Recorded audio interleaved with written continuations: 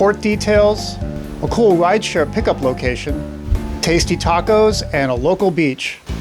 Welcome to Cabo San Lucas. I'm Troy, and this is the Port Lowdown.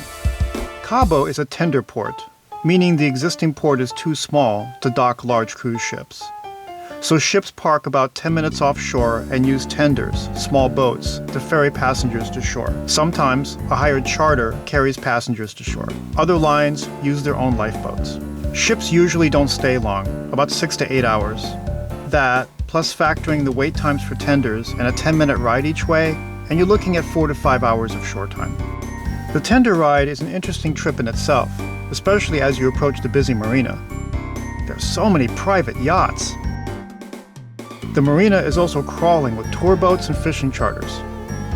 There's even a pirate ship. You get off at the south end of the marina, in an isolated section reserved for the cruise ship tenders. For wheelchairs and strollers, there is help getting on and off. Note, however, that the landing between the docking boat and the concourse is a bit narrow.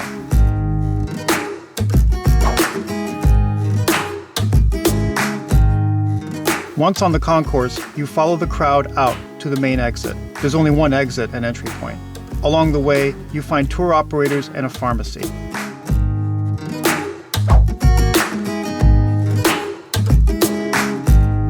By the way, we were not asked to present our passports on exit. We just walked out. Now, be prepared when you exit the tender dock. You will likely be bombarded with hawkers, tour operators, and trinket sellers.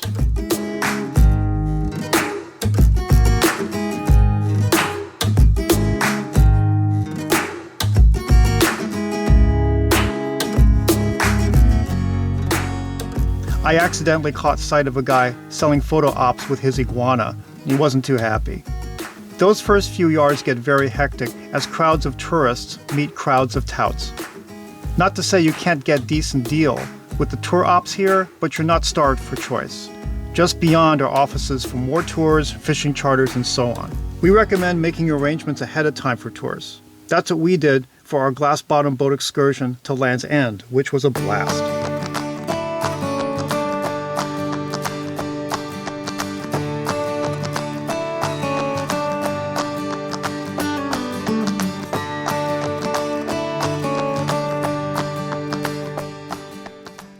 The marina is also ground zero for touristy bars and restaurants, lots and lots of them.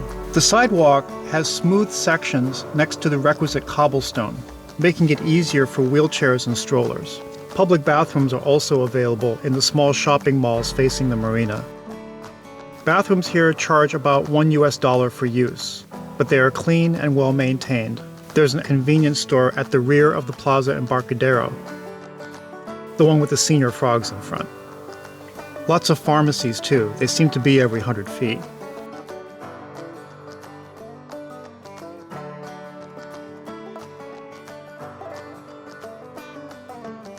For taxis and rideshares, we didn't notice anything like an official cab stand.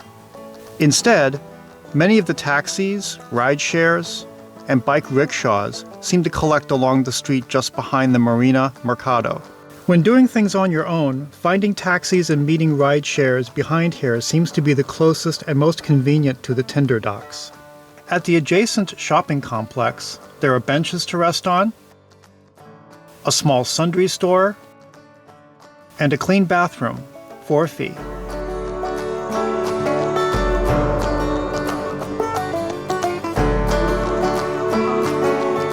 You'll notice lots of standalone ATMs here for drawing US dollars. The rates from these machines are expensive, and like all other street-level standalone ATMs, we don't recommend them. We prefer to draw pesos, since we save money on purchases over US dollars at bank branch ATMs whenever possible. Here, the closest such ATM is a Scotiabank ATM at the Plaza Puerto Paraíso Mall.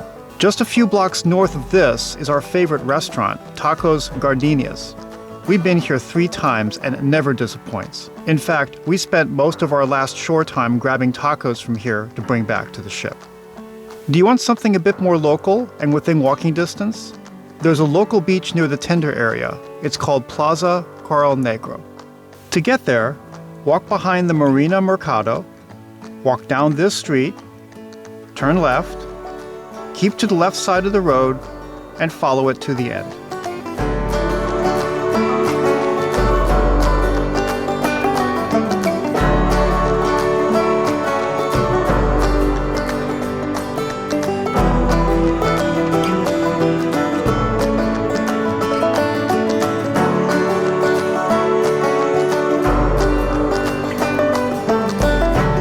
No tourist crowds climbing on and off water taxis, just sand and calm water.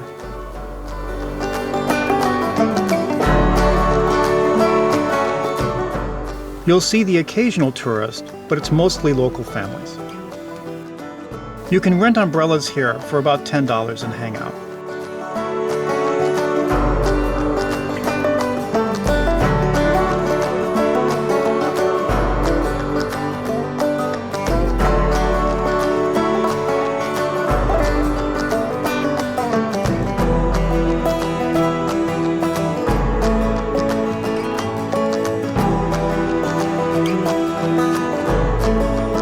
There is a small cafe just outside, but no beach-facing bar.